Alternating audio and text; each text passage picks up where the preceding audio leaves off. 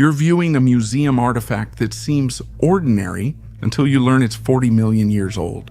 Until you discover metal in the mummy and a city-sized structure beneath Antarctica. This isn't a theory, these are discoveries that make the familiar picture of the world start to shake. Some discoveries are frightening, not because they're strange, but because they're real. Fallen spheres, mummified fetuses, moon reptiles, and message sarcophagi. Welcome to the Kurtop channel. A man-made giant under the ice, beneath the thickness of Antarctic ice at a depth of several kilometers. Scientists have detected a structure that cannot be random. It stretches for 300 kilometers, has a geometrically precise shape, and its density is comparable to metal. Nature doesn't create such objects. An international team led by geophysicist Andrew Carlson made the discovery. Satellite data and radar revealed something that resembles either an artificial structure or an undiscovered catastrophe from past eras. The scientist himself admits that this could change everything we know about our planet. There are many theories, and it's either a ship, a city, or a natural anomaly that shouldn't exist. Some suggest that it might be the remnants of a prehistoric or extraterrestrial civilization. For now, drilling is impossible, but a new expedition is being prepared. If it's allowed, we might touch for the first time what has been lying silent under the ice all these years. Infiltration of Area 51 continues. He wasn't looking for UFOs and didn't believe in aliens. He just wanted to follow the old gold prospectors' route through the Nevada desert. But this route went through a restricted area where no one is allowed. Jerry Freeman, an anthropologist from California, unknowingly crossed into the most secret United States base and became central to one of the 20th century's big mysteries. He traveled at night, hiding from patrols, all for the sake of finding inscriptions left by the pioneers who perished in 1849. But in the area of the dried-up Pappas Lake, he encountered a phenomenon that completely knocked him out of his usual reality. In the desert at night, an opening appeared, shining intense blue light.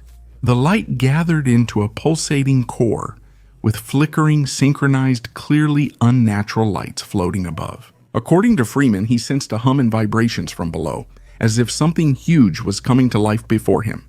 It wasn't a mirage, it wasn't army range equipment. Everything was too precise, too synchronized. For it to be a coincidence, he stood still, unable to move, and realized that if he was discovered, he would disappear forever. Later, he told journalist George Knapp about it, the same one who introduced Bob Lazar and Area S4 to the world in 1989.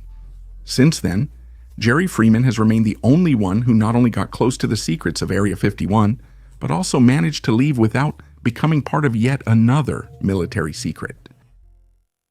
CIA alien base.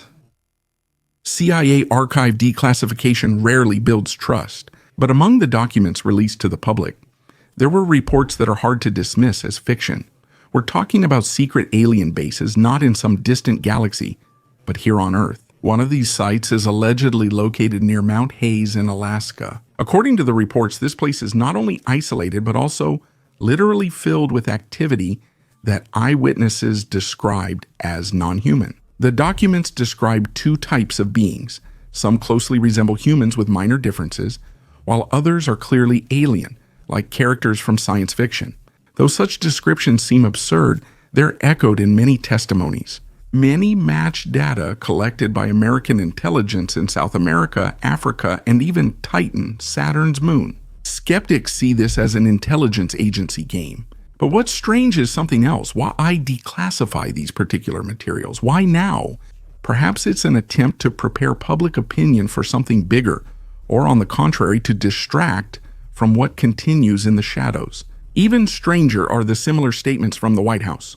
Michael Kratsios, the head of the Office of Science and Technology, openly stated that the United States is already manipulating time and space. And Trump, back in 2020, mentioned weapons that no one even suspects exist. All of this might seem like just big talk if you don't know that a triangular, tower-like object, not marked on any official map, was recently spotted on Google Maps in the Area 51 region.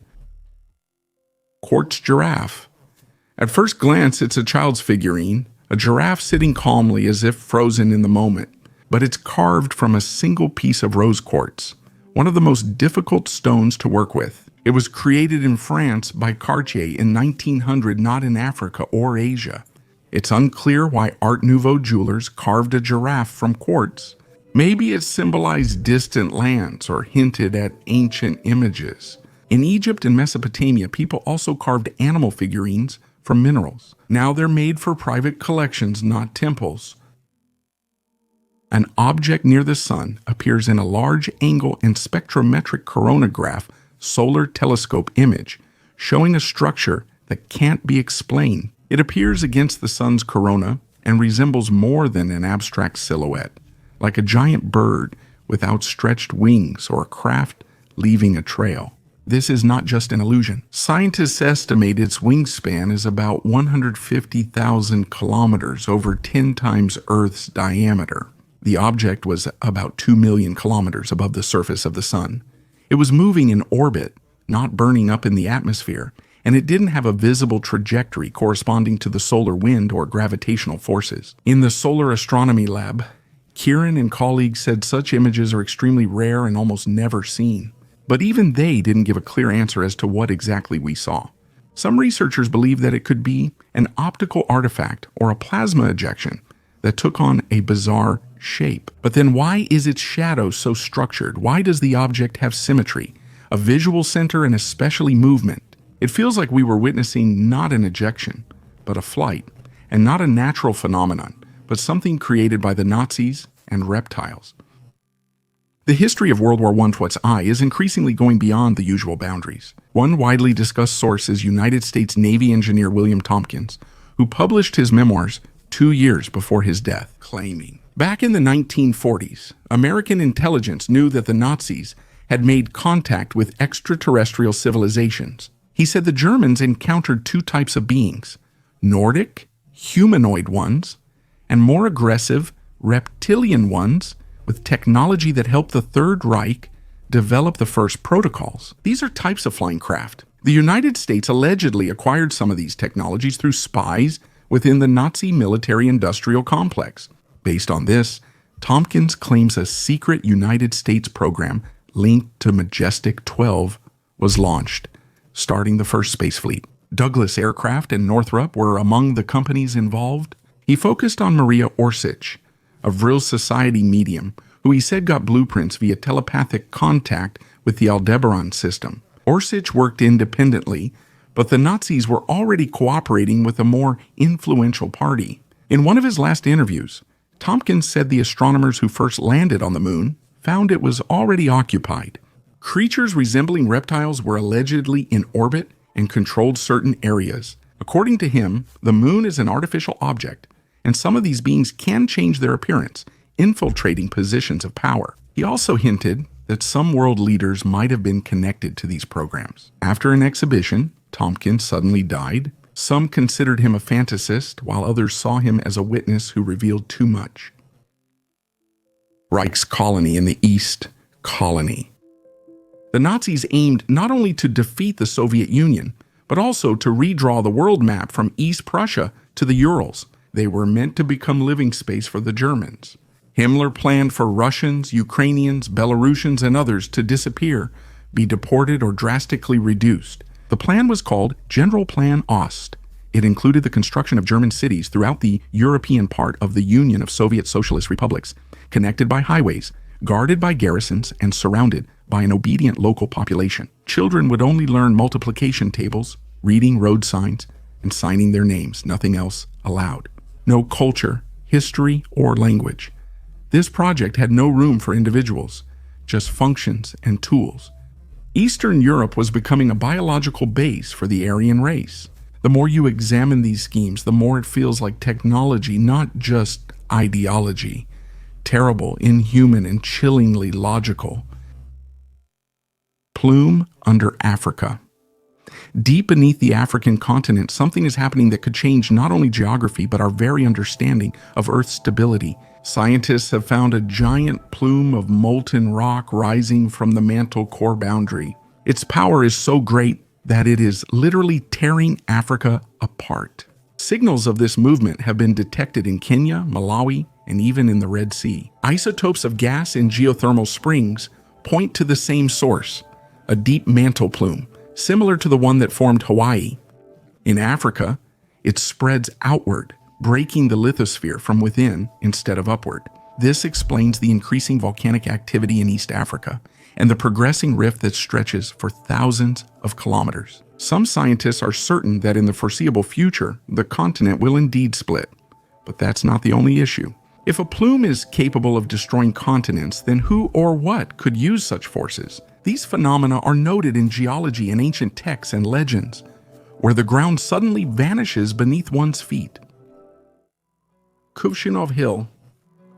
In the heart of the Libyan desert, 200 kilometers from the nearest oasis, a hill is covered with thousands of ancient clay vessels. This is Abu Balas, a place where it's still unclear why ancient Egyptians hauled hundreds of kilograms of pottery across the desert to leave it here. The vessels are up to 4,000 years old. Many of them were meant for water, but there are no springs or wells nearby. The sand covers the shards, but the best preserved ones are clearly arranged in neat rows, as if in a warehouse. Some scientists believe this was a staging base on the way to Central Africa. Others suggest it was a supply point for some secret expedition. Maybe it's not about trade, but about seeking something we've forgotten. A strange route goes deep into the desert, leading to no known cities and ending in the sands as if caravans never returned. The incorrupt body of the saint. In August 2024, the coffin of St. Teresa of Avila was opened for the first time in 111 years. Crowds filled the Spanish basilica to witness something that, by biological law, should have vanished. But the nun's body, who died in 1582, stayed incorrupt. The face is recognizable, the limbs intact, and most notably, inexplicable calcium spikes jut from the feet, as if the bone kept living. Opening the sarcophagus required 10 keys held by various authorities. The Duke, the monastery, and the Vatican each had one. The access system feels more like a ritual than real security. Scientists examined the remains, compared them to century-old photos, and couldn't logically explain their preservation. Her death was recorded at the Alba de Tormes monastery. She walked there despite severe pain and shortly before dying said, "I have reached the house of death." Then came silence and peace. Now, centuries later, the body still won't decompose. Believers speak of a miracle, researchers of a phenomenon. Still, the question remains, if flesh can last centuries without decay, what do we truly know about the line between life and death? Blue lights, Crivicilla. On Ireland's County Donegal coast stands an ancient tomb locales mentioned with caution. Crivikill is one of the oldest megalithic structures in Europe, but even among other Neolithic monuments, it stands out. Here, according to eyewitnesses, blue lights appear at night. Quietly, without a sound, flashes of light flicker between the stones, as if someone or something else comes there. The tomb, officially dated to the 4th millennium before Christ, includes a courtyard, ritual corridor, and burial chambers. The stones remain as they were thousands of years ago. Yet the legends predate the excavations. They speak of a white hair that cannot be caught, of voices among the stones, of a strange hill that breathes, and of ancient spirits who are disturbed only by those who come without respect. Excavations in the 1930s revealed Crivico was used beyond the Neolithic period, with remains of an early Christian forge also discovered. 2,000 years later, someone built a smelting furnace at the tomb's entrance and started smelting metal, perhaps hoping to use the power of the place or to make a deal with those who remained there. Now, tourists come here during the day, but the locals never stay after sunset. The blue lights appear rarely, but when they do, it's always sudden. Amber from prehistoric depths. A nugget of Baltic amber weighing over a kilogram was found in a quarry near Kaliningrad. Its age is between 35 and 45 million years. Triangular, smooth, minimal chipping. It seems shaped by time, not nature, almost perfect, as if waiting to be found. Baltic amber is fragile and rarely found in this form. There are usually shards or fragments, but this piece is a monolith. Experts say that such nuggets are unique, and each one gets its own name. After examination, it will be displayed in a museum or auctioned at the Amber Forum, where rare specimens are sold to collectors worldwide. But what really makes it special isn't its price or weight, it's the age, 40 million years. That's long before humans appeared, a time when mammals as we know them didn't yet exist on Earth. And everything that could get trapped in this amber came from a world we will never see. Something inside it could be older than we realize. Particles of the atmosphere, spores of an unknown plant, the trace of a creature whose name we will never know, or something that was never supposed to get in there at all. Crates from Argentina. In the basement of the Supreme Court of Argentina, behind old boxes disguised as champagne crates, something unexpected was found. Inside were passports, manifests, and Nazi Germany propaganda member lists. 12 tightly sealed wooden crates had been untouched since the 1940s.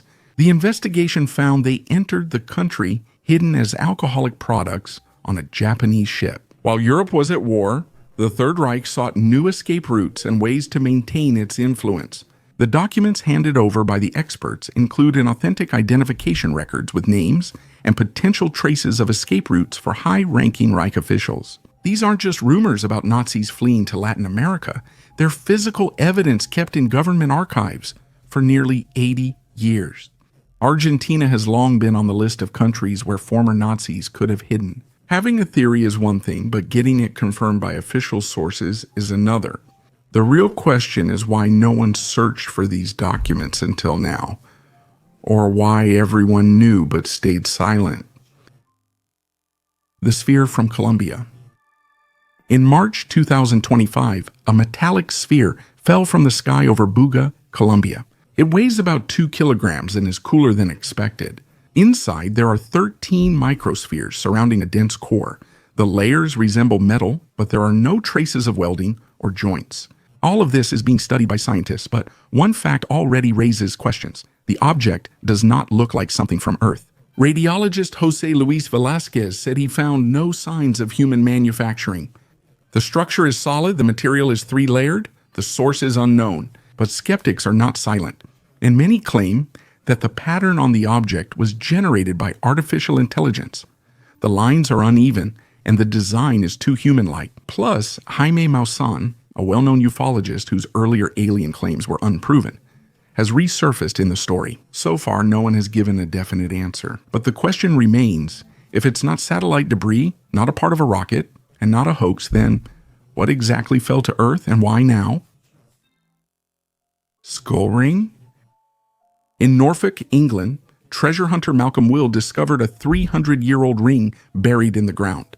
It was made in 1723 in memory of Sir Bessingbourne Gowdy, an aristocrat who died under mysterious circumstances. The outside features enamel with a skull, while inside the date and age of the deceased are engraved. Everything is extremely precise with attention to detail, but at the same time it's too personal. The ring gives an odd feeling, as if its owner made a pact with a memory, not just carried it. A skull ring. Will comes from a family where power, deafness, religion, and secret knowledge are intertwined. His father and uncle were the first deaf-mute people in England to receive an education. Their home, Gaudy Hall, hosted the Queen. Why was the ring lost or hidden? It might have belonged to someone who kept an oath or was connected to this person much more closely than the official history allows. Mutant in space. A new type of bacteria was discovered aboard the Chinese space station named Nelia theongonggensis. At first glance, it looks like an ordinary microorganism, but genetic analysis showed that it not only adapted to the conditions of weightlessness and radiation, it changed. Its ability to form a protective biofilm, adapt to hostile environments, and survive where others perish sets it apart from other Earth bacteria. Studies showed that the microbiome on the Chinese station differed from that on the International Space Station in composition, behavior, and response.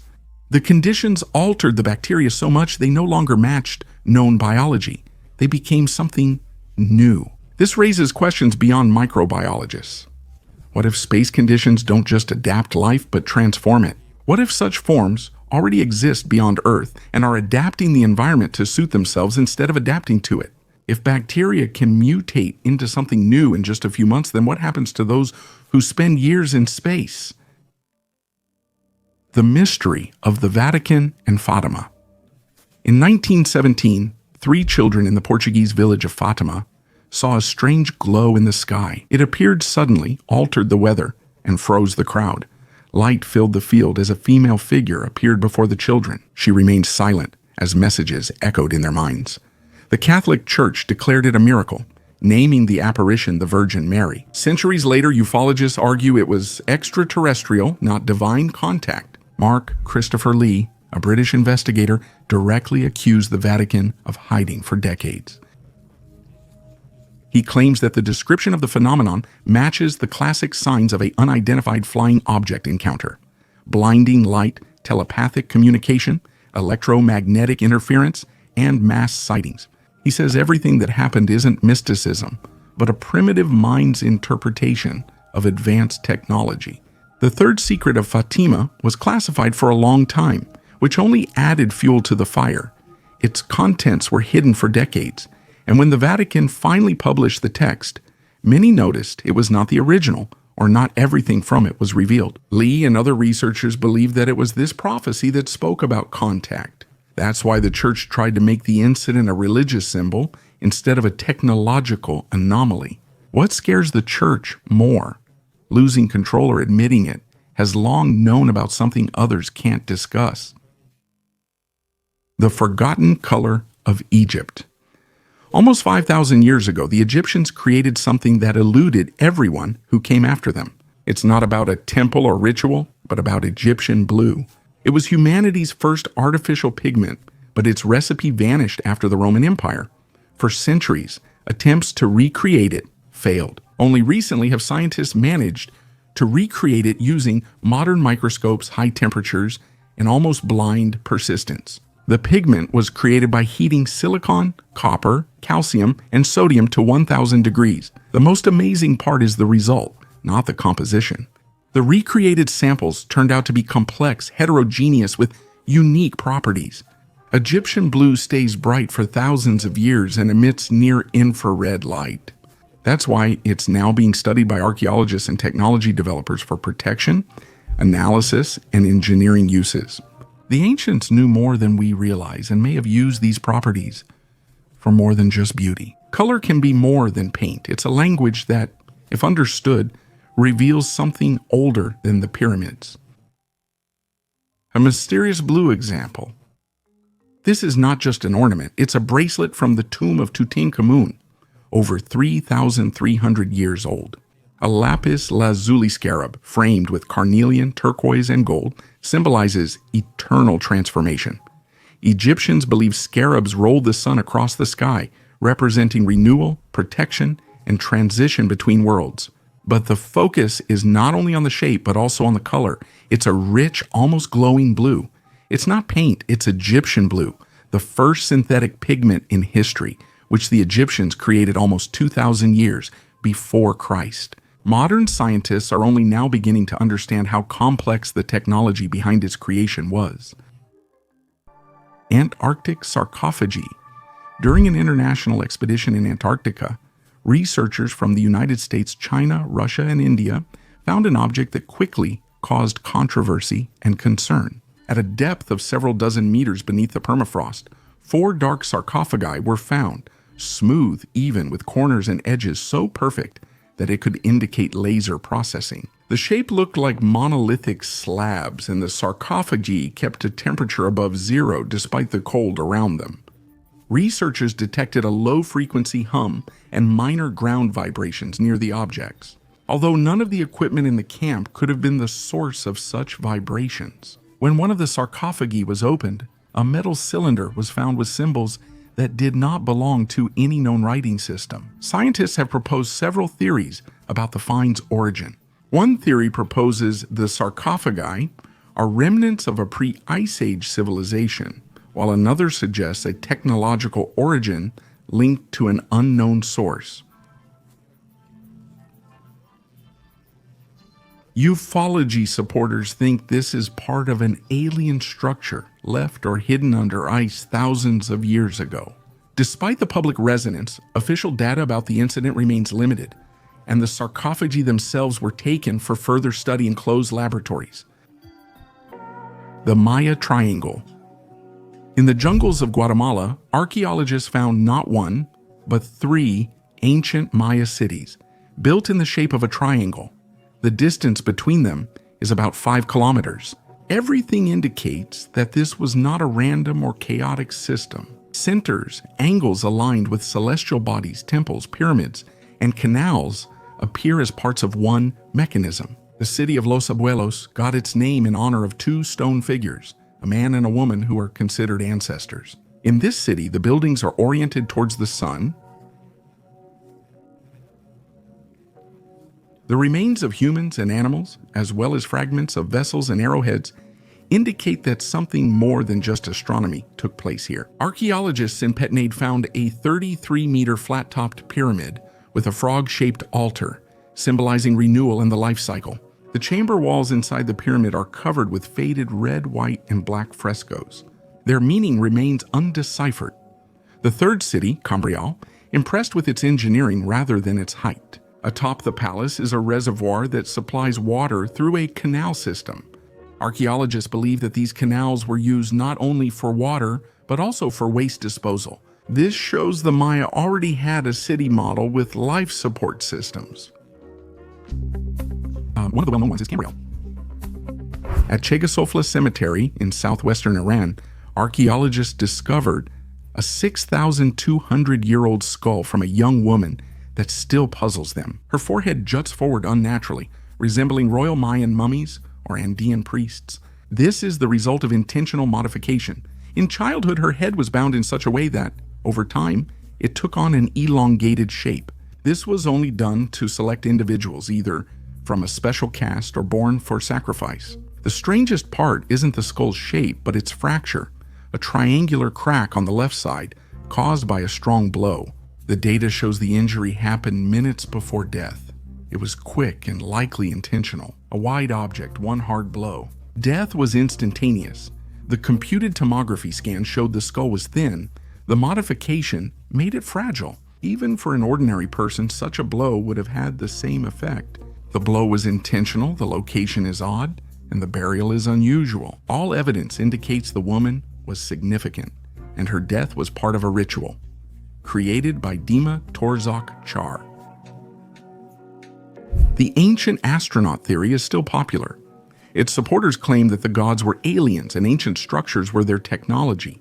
Archaeologists view this as a historical distortion and label these versions as alien theories. When ignorance is replaced by fantasy, such ideas often arise, especially around Peru. After the book Chariots of the Gods, the Nazca lines began to be called landing strips for UFOs. They are clearly visible from the hills, with some oriented towards stars and water sources. The most disturbing mummy from Peru presented as alien. Maria had 3 fingers, an elongated skull, and a frightening look. Journalist Jaime Maussan featured her in a film, but independent experts were denied access. The archaeologists suspected that these could have been the remains of a real person, deliberately mutilated. Cranial deformation is common among many peoples and symbolizes high status.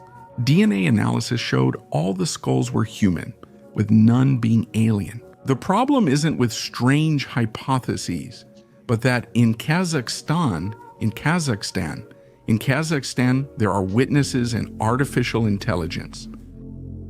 Thousands of fragments of texts were found in the caves of Qumran, many of them biblical, some unknown. Now, decades later, science is revealing something unexpected. These scrolls may not have just been written in that era. Some of them actually date to the lifetimes of the supposed authors of the Old Testament themselves. A team of researchers from the University of Groningen cleaned the manuscripts of castor oil used during conservation and conducted radiocarbon analysis again. Many of the texts are much older than previously believed. Some date back to the time of Ecclesiastes, others to the era of the prophet Daniel. But what's even more interesting isn't the radiocarbon dating, but Enoch, an artificial intelligence trained on the structure of the ink and the traces of writing. It determined the dating of the fragments with up to 85% accuracy without destroying the parchment. It also found previously ignored graphic similarities, such as overlapping styles, era intersections, and handwriting. This means we can not only read these texts, but also trace the hand that wrote them and understand when, where, and possibly by whom. The Montserrat mummy.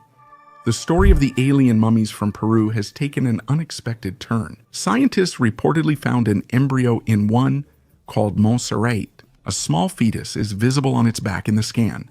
Calculations show it was the 30th week of pregnancy. The female mummy is about 160 centimeters tall and has metal implants in her arms and chest. The find is about 1,200 years old, possibly older. Montserrat is part of the controversial collection that was presented in 2017 by the Mexican ufologist Jaime Maussan. He claimed that all the mummies are real and that they have nothing to do with humans. In 2023, he repeated this claim under oath in the Mexican parliament. He says these beings have 3 fingers, unusual anatomy, and don't look like any earthly creature.